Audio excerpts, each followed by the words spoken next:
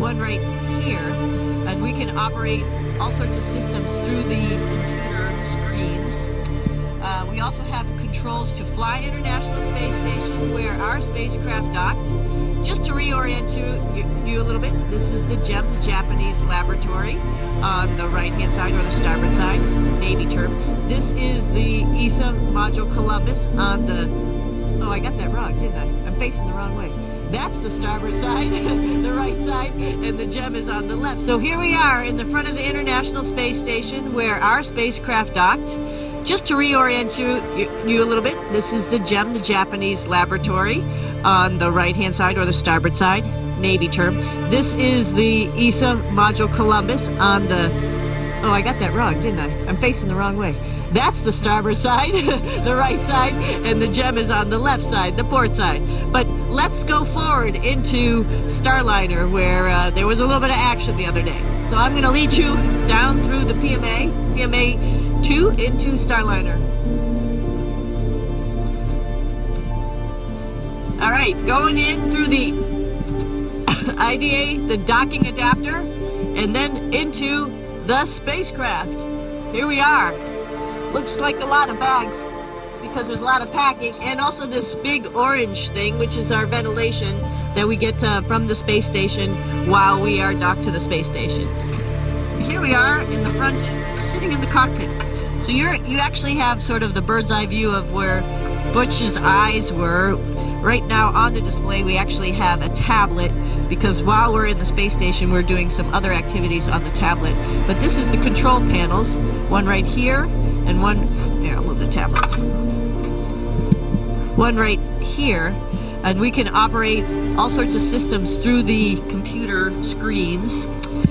We also have controls to fly the spacecraft. We have a rotational hand controller, and actually behind the camera, might be a little bit hard, is a translational hand controller, and that's how we were able to fly the spacecraft. If you remember us coming in for a rendezvous, or on the first day actually, we did a bunch of test points where we both flew the spacecraft, and then on the second day, of course, Butch is a commander sitting in the commander seat, got to do some manual piloting on the docking axis. Actually, we were like 85 meters and we could see the huge solar arrays from the International Space Station. So it's pretty cool, actually. What else do we want to say about it in here? It looks probably a little cramped, and it's actually fairly roomy for just Sunny and myself, with just the two of us. Obviously, you don't need a large cockpit, so it's actually sized perfectly for us as far as for controlling the spacecraft. And of course, all this other area down here earlier where you saw the baggage and whatnot is where the other couple of crew members would be for the next time the Starliner flies. Star 1 mission, there'll be 2 crew members down here. And the orange bags is part of our emergency equipment.